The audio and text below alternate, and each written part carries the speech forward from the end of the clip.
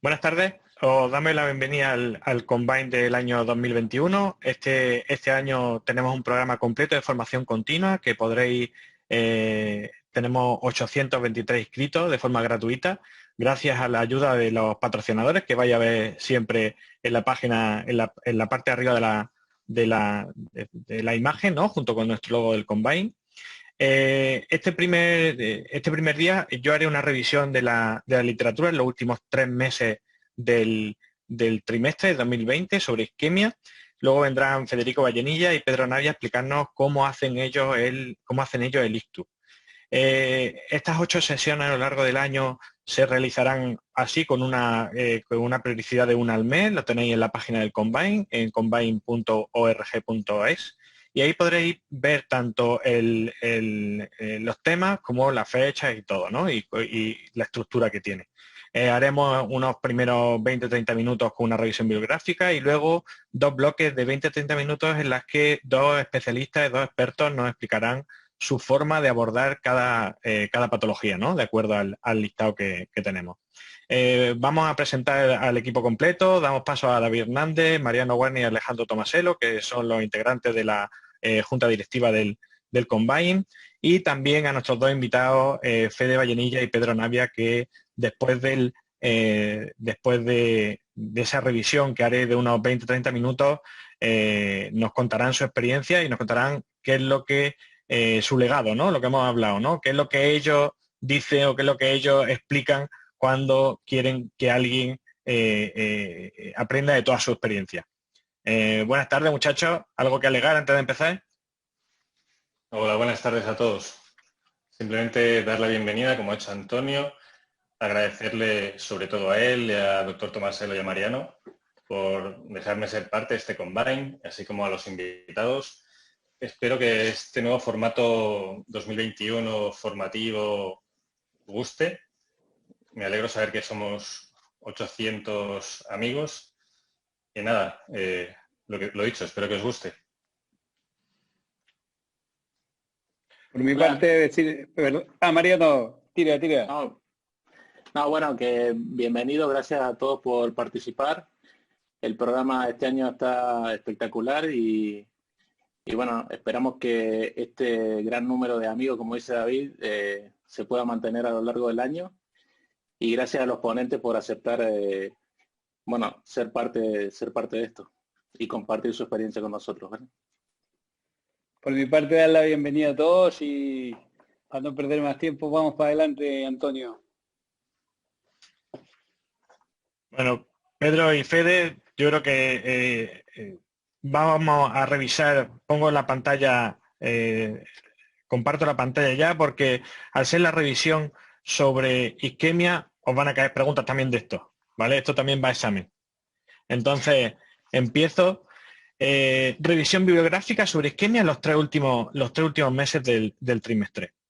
Realmente, cuando revisas qué es lo que he publicado, solo con los metaanálisis ya digamos que cubríamos el cupo, esos 5 temas: el RTPA con ventana extendida de imagen avanzada, la recanalización de la oclusión crónica de carótida, el tratamiento endovascular en los aspectos bajos, aspiración versus stent retriever, que yo creo que ahí también nos podrán, Pedro y Federico nos podrán decir, ¿no?, cuál es su experiencia y sus preferencias, y el tratamiento endovascular en el ictus leve.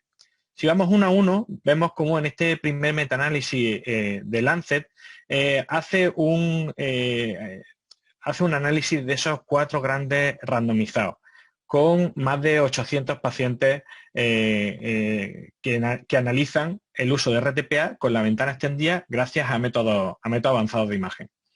Y si coges el pool completo de pacientes, tienes esa diferencia entre el 47 y el 39%, 47% de buen pronóstico funcional, en este caso excelente pronóstico funcional porque era ranking 0,1, versus el 39% en el grupo control. Fijaros cómo la tasa de mortalidad se duplica de una a otra, pero parece que es a expensas, o digamos que el grupo de ranking 5 se hace más pequeño en un grupo con respecto al otro. Cuando vamos al detalle, vemos esas diferencias del 47 al 39 y vemos como la tasa de mortalidad y la tasa de hemorragia sintomática es mayor en el grupo de RTPA, de de alteplase, pero digamos que sigue teniendo un mejor pronóstico funcional global. Si vamos al detalle, vemos que en la serie completa, en el overall, la odds ratio es de 1.5 casi. Es decir, un paciente que llegue en las condiciones de esos 4, ¿no?, con los criterios de inclusión y exclusión de esos 4 ensayos, tiene 1,5 posibilidades de tener excelente pronóstico funcional si se le da alteplase que si se le da que el grupo control, ¿no?, que no tiene la posibilidad de ser RTPA. Y si vamos al detalle, vemos que realmente la dosis que ha demostrado superioridad en cuanto a estos ensayos sería de 0,9 miligramos kilo en vez del 0,6. También sorprende que diferencien, los que tienen o no mismatch, los que tienen o no discordancia, ¿no?, en penumbra. Y solo los que tienen son los que se benefician realmente del RTPA. Sorprende porque se supone que están todos filtrados con métodos avanzados de imagen y que todos deberían tenerlo. Pero digamos que no era así y una vez que ya ves la odds ratio, ¿no?, de 2, una odds ratio de 2.14, es decir, los pacientes que tienen esa penumbra, esa discordancia significativa y se le da RTPA, tiene el doble posibilidad de tener mejor pronóstico funcional que si no recibieran esa medicación. Para los que tenemos el TAC, realmente tenemos que ir al concepto de discordancia según el estudio STEM y básicamente ese, ¿no? Tienes que tener más o menos 1.2 el volumen de tejido recuperable con respecto al core necrótico. El core necrótico tiene que ser menor de 70 mililitros y tiene que haber una diferencia mayor de 10 mililitros. Si viene con este patrón de perfusión y de discordancia y está en una ventana extendida, el paciente tiene el doble de posibilidad de tener excelente pronóstico funcional, ese ranking 0,1, en comparación con no recibir el RTPA, ¿no?, el alteplase. Con lo que ahí tenemos el global, 47-39, el odds ratio de 1.5, que sería, digamos, con toda la muestra, y si tiene ese patrón de perfusión favorable, la odds ratio sería de 2. En cuanto al tratamiento de las oclusiones crónicas, en este metaanálisis el primer paso es ver cuál es la tasa de eficacia y de complicaciones. La tasa de eficacia y de la recanalización de una carótida crónica de forma endovascular es el 72,6% en esos 13 estudios que se revisaron y la tasa de complicaciones es el 18%. Pero una vez que lo analizamos por subgrupo, es muy interesante ver cómo la edad, esos 70 años como límite, el segmento cervical versus el segmento intracraneal y los 30 días se asocian a una mayor tasa de recanalización exitosa y a una menor tasa de complicaciones.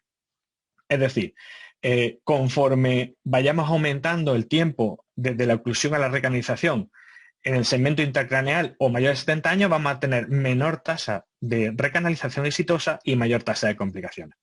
Básicamente es, si tenemos que elegir un paciente para empezar o para hacer este tipo de recanalizaciones, probablemente yo creo que tendríamos que hacer la recanalización en esos 30 días, segmento cervical y menor de 70 años. Cuando en ese metaanálisis se enfrenta al tratamiento endovascular versus médico, lo que tiene una tasa de complicaciones en comparación. Uno, las carótidas que se revascularizan. Aquí no mete todo el tratamiento endovascular, solo si eres capaz de recanalizarla, la tasa de complicaciones es de un 5,5% comparado con el grupo médico, que es un 23%. Y la mortalidad pasa de un 17% del brazo médico a un 10% en la rama de tratamiento endovascular, pero que se ha conseguido recanalizar. Fijaros que si comparamos el tratamiento endovascular, pero comparamos los que han conseguido recanalizarse con los que no, tiene el triple de complicaciones, tiene 3 veces más, la odds ratio de 3,3, 3 veces más probabilidad de complicaciones si no se recanaliza que si se recanaliza. ¿Vale? Yo creo que este tipo de análisis está muy bien porque no solo digamos que está indicado hablar de está indicado o no es difícil, ¿no? Pero no solo digamos que es útil hacer el tratamiento endovascular, sino hacer la recanalización del tratamiento de la carótida, ¿no? Igual que veíamos al principio en las series de ISTU en las que las recanalizaciones eran bajas, ¿no? Ahí tenéis 5,5 versus 23.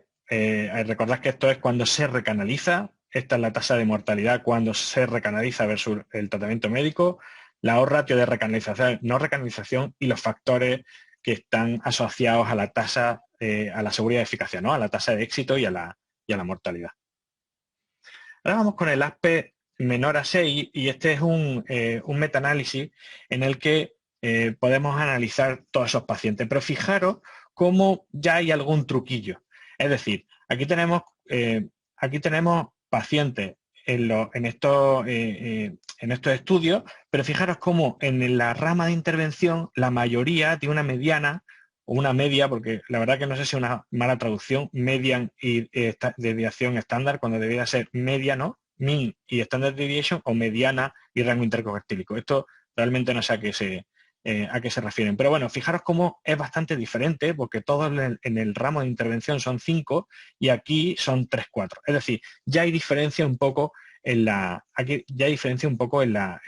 cohortes y ya anticipa que si en esos casos se realiza el tratamiento endovascular, va a tener 5 veces más probabilidad de tener buen pronóstico funcional si se hace el tratamiento endovascular versus el mejor tratamiento médico. Va a tener una mortalidad menor en favor del tratamiento endovascular y la hemorragia sintomática va a ser igual. Es decir, estos metaanálisis y uno de los problemas fundamentales, los metaanálisis están muy bien, pero arrastramos evidentemente todos los sesgos que podamos tener de las cohortes previas.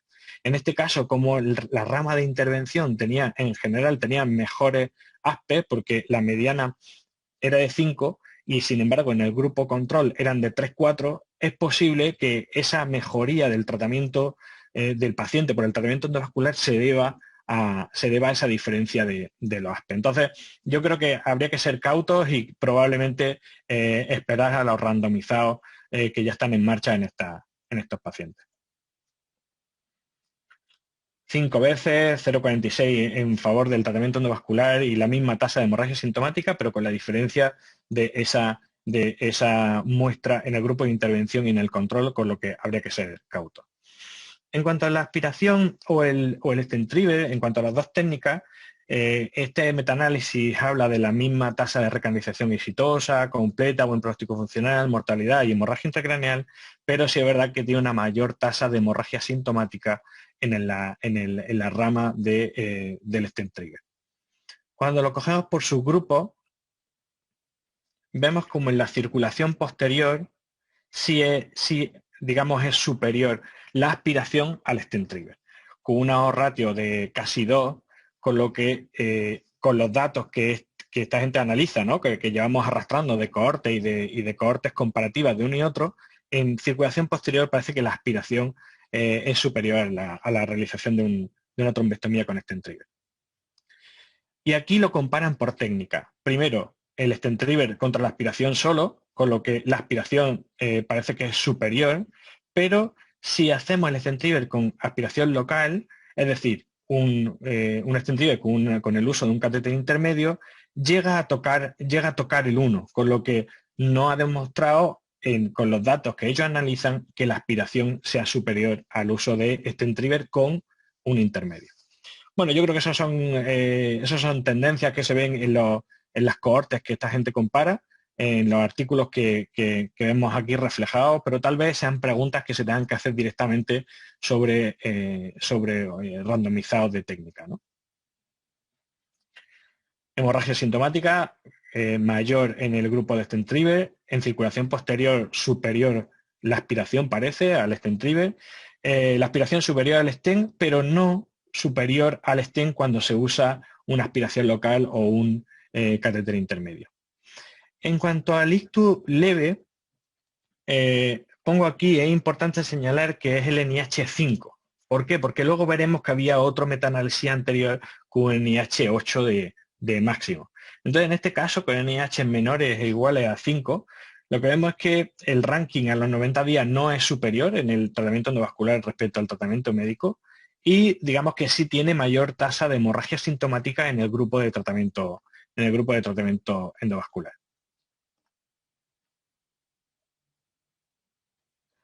como 3 veces más, ¿no? La O-ratio 3,21, como 3 veces más de riesgo, de probabilidad de transformación hemorrágica en el grupo de tratamiento endovascular con respecto al tratamiento médico. Y aparco aquí los resultados de este metaanálisis que no demuestra superioridad del tratamiento endovascular versus el mejor tratamiento médico, y lo comparamos con otro metaanálisis de 2 años antes. Tenía aquí abajo la bibliografía, y lo comparamos con el de 2 años antes, en el que ponía el límite mínimo o el límite máximo en un IH de 8. Y en este caso, la hemorragia sintomática sacaba los mismos resultados, pero en este caso sí, digamos que era superior el tratamiento endovascular al mejor tratamiento médico. ¿Y eso qué significa? Pues yo creo que si queremos buscar la concordancia o, digamos, la coherencia en todos estos datos, probablemente, como los estudios randomizados han demostrado, el NIH por encima de 6 es la indicación de tratamiento endovascular, y probablemente por debajo de 5 no. Es probable que los pacientes que estaban en ese rango de 6 a 8 de NIH sean los que hayan dado, digamos, entre comillas, la puntilla para que el tratamiento endovascular sea superior al mejor tratamiento médico. Estas son suposiciones, pero yo creo que cuando todo te cuadra, entre comillas, ¿no? Un metaanálisis con el NIH menor a 5, que no es superior, y un metaanálisis con menor o igual a 8, incluyendo ese NIH de 6, 7, 8, que son los que ha demostrado superioridad al tratamiento endovascular sobre el mejor tratamiento médico, probablemente sea concordante y sean coherentes todos estos resultados. Así que ya tenemos, digamos, la revisión de los 5 metaanálisis que he presentado los últimos 3 meses del año pasado. Esto fue lo que salió así como más relevante. Y yo creo que ahora podemos pasar ya al resto de ponentes, para que nos comenten o nos digan cuál es su experiencia, tanto en los NIH bajos. Yo creo que sí podemos ir poniendo a Pedro, a Fede y al resto del equipo, para que nos digan qué harían ellos, ¿no? en estas circunstancias: NIH bajos, ASPES bajos, aspiración versus stent retriever. Es probable que la mayoría que en vuestras presentaciones vayáis a comentar ya algo de esto, pero bueno, si nos podéis adelantar algo, yo creo que sería interesante. Por ejemplo, Pedro, ¿qué estás sintiendo tú primero? Bueno, pues primero buenas tardes a todos, y que no he podido saludar antes, y a todos los asistentes. Y encantado de estar aquí con vosotros en el Combine. A mí me parece, bueno, la revisión excelente que has hecho de los artículos más importantes. Has tocado puntos muy, muy delicados y importantes, y que llevarían pues para una sesión entera cada uno de ellos, ¿no? Para mí, voy a destacar lo de los ASPED menores de 6. Primero, a mí me parece que claramente hay mucha diferencia entre un ASPED 0, 1, 2 y un ASPED de 3 a 5, ¿no? Y eso lo vemos todos en el día a día, y tenemos que meter otros factores aquí importantes como la edad, ¿no? Que son determinantes para tratar, ¿no? Yo creo que es importante lo que tú has dicho, los ensayos clínicos en marcha. Nosotros creo que por fin en Madrid vamos a entrar en el Tension para que estos pacientes los podamos analizar, y eso va a ser fundamental. Y después, no quiero entrar en lo de la técnica, porque luego pues, me voy a meter de lleno en la charla en eso, pero sí en los NIH bajos, ¿no? Porque a mí me parece que hablar solo de NIH por debajo de 6, hoy en día ya, sin decir qué arteria está tapada, qué no arteria está tapada, ¿no? Qué edad tiene el paciente, pues estamos mezclando muchas cosas muy distintas, ¿no? Entonces yo creo que es fundamental individualizar en estos casos, Era oclusión, ¿no? de gran vaso, eso sí, perdón, que a lo mejor también lo preguntaba Pablo Tomás, era oclusión de gran vaso, pero no había un subanálisis de edad y todo eso, que también es tal vez lo que tocaba, ¿no? Ya. Yo creo que necesitamos más datos, necesitamos marcar edad, necesitamos marcar qué vaso es. Sabemos que supongo que era circulación anterior todo lo que era, porque ya sabemos que en circulación posterior tenemos NIS bajos, ¿no? y muy invalidantes. Entonces, bueno, yo creo que está bien, pero que tenemos que mezclar mucho más datos, ¿no? en los ensayos en marcha. Fede, ¿a ti qué te parece? Bueno, buenas tardes a todos. Muchísimas gracias. Enhorabuena, Antonio, Alejandro, Mariano, David, por el Combine. Me parece alucinante. Vamos, soy fan número 1 vuestro. Bueno, yo voy a ser mucho más transgresor con respecto a todo lo que habéis dicho.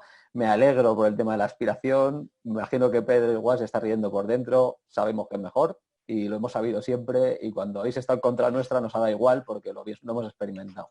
Y eso me parece una cosa bueno, pues muy chula y que se demuestre también. Me parece súper difícil demostrarlo porque cada uno hacemos una técnica distinta. Con respecto a los NIH bajos, voy a presentar un caso y voy a hablar en la discusión de mi legado, como dices, Antonio. Y yo creo exactamente que hay que individualizar. Es muy difícil, es decir, cuando las manos están detrás, pues hacer un estudio para demostrar parámetro por parámetro qué es lo que vale y qué es lo que no, pues nos pueden orientar, pero desde luego, y marcar unas directrices, pero no decirnos lo que tenemos que hacer. Luego también está la experiencia de cada uno. No es lo mismo pues alguien con más experiencia que se meta en un NIH bajo que alguien con menos experiencia. Y luego pues con la confianza que tú tienes con la técnica, ¿no?